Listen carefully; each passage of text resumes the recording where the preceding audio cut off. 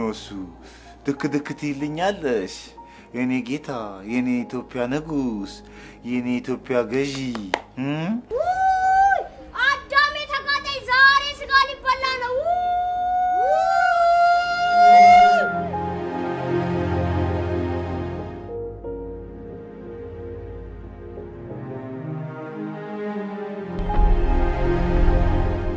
እኔ ለእናንተ ህይወት ይሰጣለሁ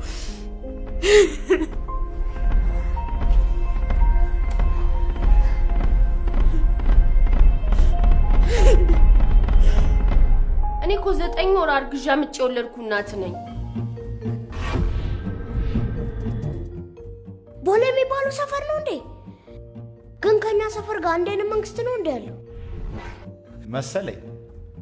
ግን ሊገነጠሉ ነው ይባላል ምን ችግር አለው ተሰጨኛለህ ይሰጥሻለሁ